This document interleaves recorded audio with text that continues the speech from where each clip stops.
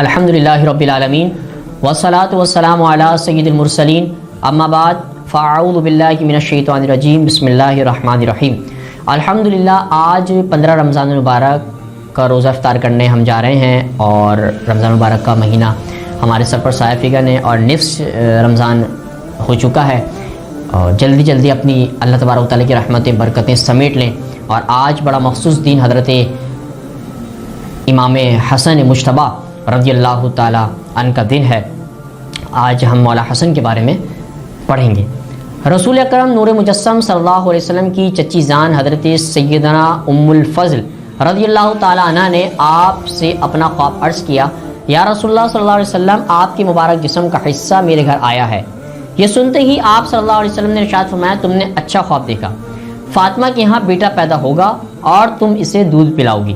جب حضرت سیدنا فاطمہ الزہرا سلام اللہ علیہا کے ہاں حضرت سیدنا امام حسن مجتبیٰ رضی اللہ تعالیٰ عنہ کی ولادت ہوئی تو حضرت سیدنا ام الفضل رضی اللہ تعالیٰ عنہ نے آپ صلی اللہ علیہ وسلم کو آپ رضی اللہ تعالیٰ کو دودھ پلایا۔ آپ کی ولادت باعثادت اور نام و القاب کیا ہے؟ امام علی مقام، امام عرش مقام، امام حسن مجتبیٰ رضی اللہ تعالیٰ عنہ کی ولادت باعثادت 15 رمضان المبارک 3 ہجری میں ہوئی۔ آپ رضی اللہ تعالیٰ کا اسم گرامی حسن، کنیت ابو محمد اور القاب تقی، سید، سبط رسول، سبط اکبر ہے۔ آپ کو ریحانۃ الرسول یعنی رسول کے خدا کے پھول بھی کہا جاتا ہے۔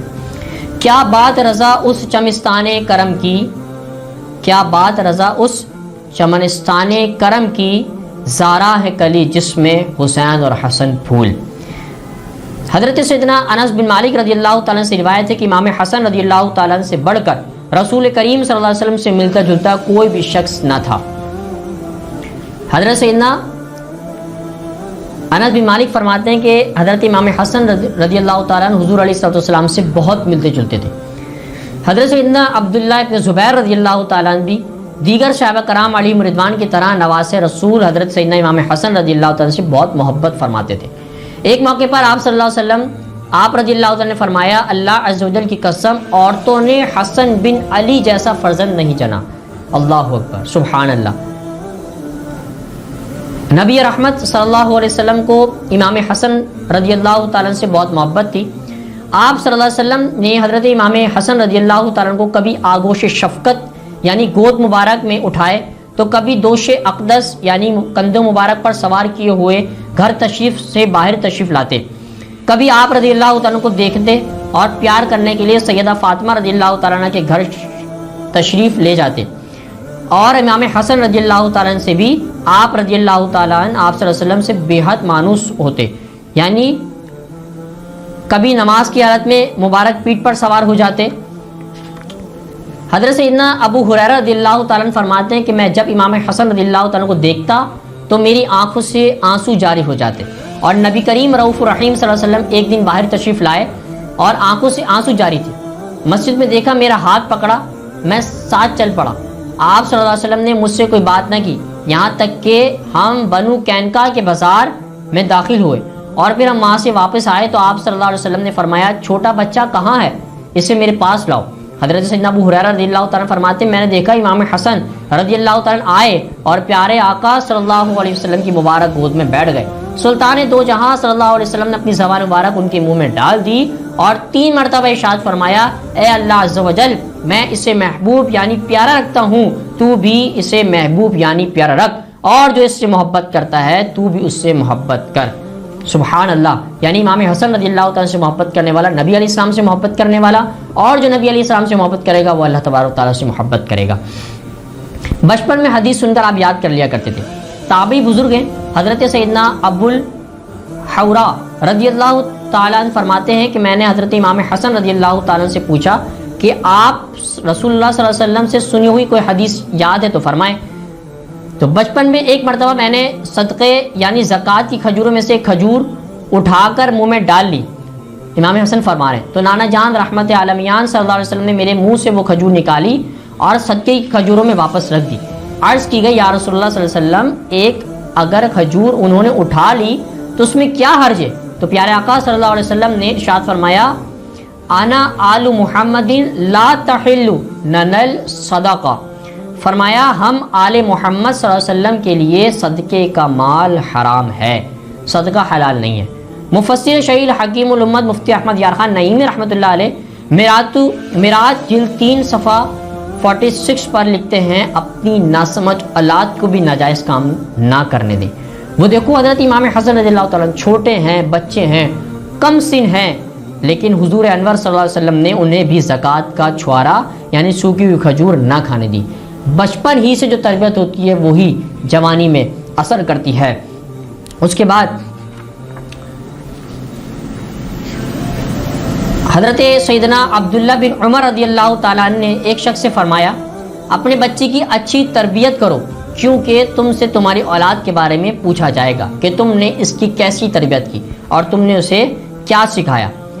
बच्चों की अच्छी तरबियत के मुतालिक फरमान मुस्तफ़ा सल्लल्लाहु अलैहि वसल्लम है कि अपनी औलाद के साथ हुस्न सलूक करो, इब्न माजा में हदीस है, और इन्हें अच्छा अदब सिखाओ।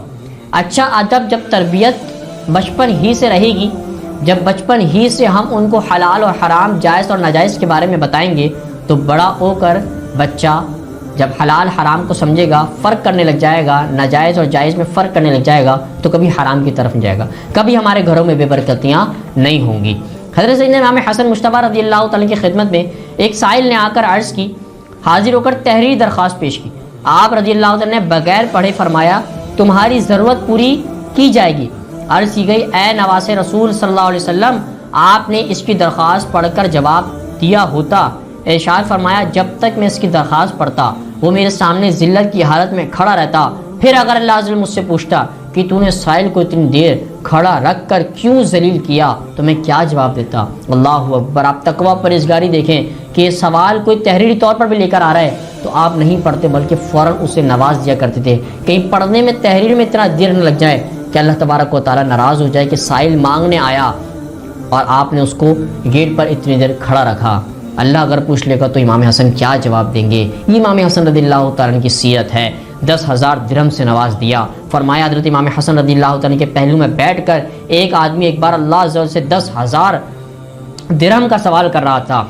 जैसे ही आप सल्लल्लाहु अलैहि वसल्लम और आप रज़ियल्लाहु ताला ने इस हाजतमंद की दुआ सुनी तो फ़ौरन अपने घर तशरीफ़ ले गए और उस शख्स के लिए 10 दिरहम निकाल कर लाए और उसके घर पर भिजवा दिए। इब्न असाकिर में ये बात मौजूद है। देखिए इमाम हसन रज़ियल्लाहु ताला का मामलात।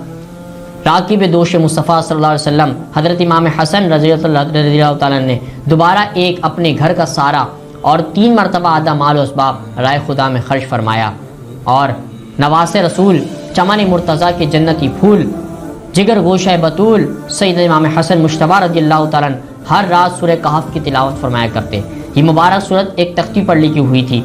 आप रज़ियल्लाहु ताला अपनी जिस ज़ौजा के पास भी तशरीफ़ ले जाते, ये मुबारक तख्ती भी आप रज़ियल्लाहु ताला के हमरा होती, यानी सूरह कहफ की आप तिलावत फरमाया करते थे। हमें भी चाहिए कि हम सूरह कहफ की तिलावत रोज़ करें, रोज़ नहीं तो हफ्ते में एक दिन करें, महीने में एक दिन करें, लेकिन कुरान से जुड़ जाएँ, कुरान से राब्ते को मजबूत कर लें। हज़रत सैयदना मोहम्मद बिन अली रहमतुल्लाह अलैह फरमाते हैं, हज़रत सैयदना इमाम हसन रज़ियल्लाहु ताला ने फरमाया, मुझे हया आती है कि मैं अपने रब अज़्ज़ा वजल से इस हाल में मुलाकात करूं कि इसके घर की तरफ कभी ना चला हूं। चुनांचे आप रज़ियल्लाहु ताला ने 20 बार मदीनतुल मुनव्वरा से पैदल मक्का मुकर्रमा की ज़ियारत के लिए हाजिर हुए। 20 मरतबा अपनी ज़िंदगी में आप मदीने से मक्का पैदल आप अल्लाह की बारगाह में गए। हज़रत सैयदना इमाम हसन रज़ियल्लाहु ताला एक मरतबा चंद मेहमानों के साथ खाना खा रहे थे। गुलाम गरम गरम शोरबे का प्याला दस्तरखान पर ला रहा था। उसके हाथ से प्याला गिर गया, जिसकी वजह से शोरबे की छींटें आप रज़ियल्लाहु ताला पर आई। ये देखकर गुलाम घबराया और शर्मिंदगी भरे लहजे में उसने सूरह आल इमरान की आयत नंबर 134 का हिस्सा तिलावत किया, वल काज़िमीनल गैज़ा वल आफ़ीना अनिन नास, यानी गुस्सा पीने वाले और लोगों से दरगुजर करने वाले।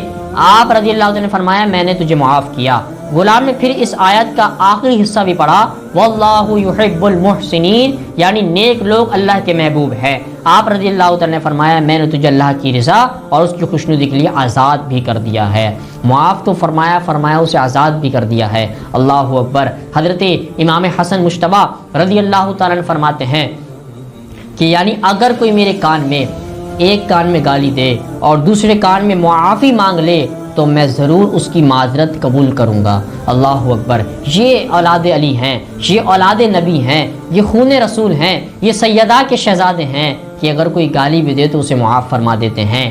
حضرت امام حسن مجتبیٰ رضی اللہ تعالی عنہ جو ہی وضو کر کے فارغ ہوتے تو آپ کا رنگ بدل جاتا۔ اس کی وجہ پوچھنے پر فرمایا جو شخص مالک عرش یعنی اللہ عز و جل کی بارگاہ میں حاضر کا ارادہ کرے تو حق یہ ہے کہ اس کا رنگ بدل جائے۔